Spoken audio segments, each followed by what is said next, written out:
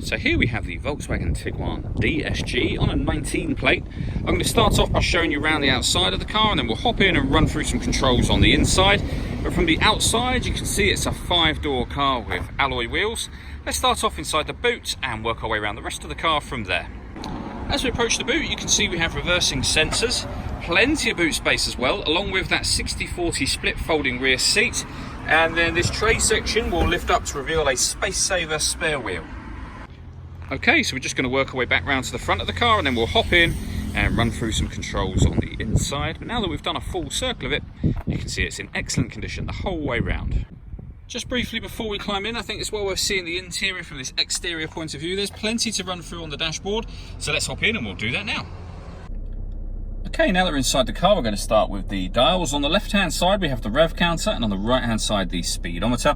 We also have a digital readout for the speedometer in the middle of that, and then one in the middle of that as well. Although you can change the information that's displayed in that middle section. So actually, you could have it on audio permanently, but still have a digital readout for the speedometer on the right-hand side. And on the left, you can see within the rev counter, it will show you what gear this car is currently in. As I say, you can change the information that's displayed in that central area by using buttons on the steering wheel. You can see it cycling through various different menus along the top there, and you can settle on any one you wish to. If we back out to the steering wheel, the controls I was using just a moment ago are over here. We've also got stereo controls over that side, and on the left, we've got cruise control and speed limiter. And that button in the middle means that this car, or if you press that button, it means this car is able to maintain a distance by itself between this car and whatever car is in front of it. So for example, if you set your cruise control at 50 miles an hour, this car will speed up and slow down based on the car in front up to a maximum speed of 50 miles an hour, because that's what you set the cruise control at. There's a video showing that working on our website and on our Facebook page.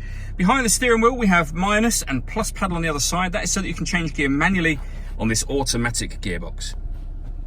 Over in the centre, we have the touchscreen for the car. So when it comes to radio, first of all, you can see we have DAB, FM and AM. If you listen to your own music, you can do. There's plenty of ways of doing that. You can see them being displayed now, and they include Bluetooth audio. So once you pair your phone, not only will you be able to make and receive phone calls, but you can also stream your music wirelessly as well. And as you can see, beyond that, there are plenty of ways to listen to your music. This car's also got satellite navigation. There's a full video showing that working on both our website and Facebook page. Below that, we have dual zone climate control, so you can adjust the passenger temperature, the driver temperature, the fan speed, up and down from here. You can determine where you'd like the air to be distributed.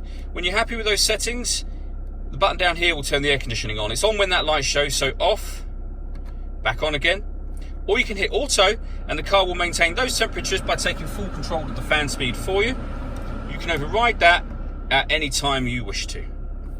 Underneath that, we have a 12-volt charging socket, as well as the 2 USB inputs and the auxiliary input. We have the gear lever for the fully automatic gearbox, electronic handbrake, and then to the left-hand side of that, these two buttons here. So this one turns off the parking sensors for the car, and this one turns off the stop and start. This car is designed to cut out when it's stationary in traffic to save you fuel. That button will turn that system off. The last thing I want to talk about is the panoramic glass sunroof on this car. So you can see these sun blinds are closed at the moment. If we push that button up there, the sun blind will open all the way to the back of the rear seats by itself in one go. Now you can leave it like that, and as you can see, that lets in a huge amount of extra light. But you can open the front section, should you wish to, electronically as a sunroof. And once that's open, not only are you letting in obviously a lot of extra light, but it's a massive sunroof section, as you can see, so you get a lot of extra air into the car as well.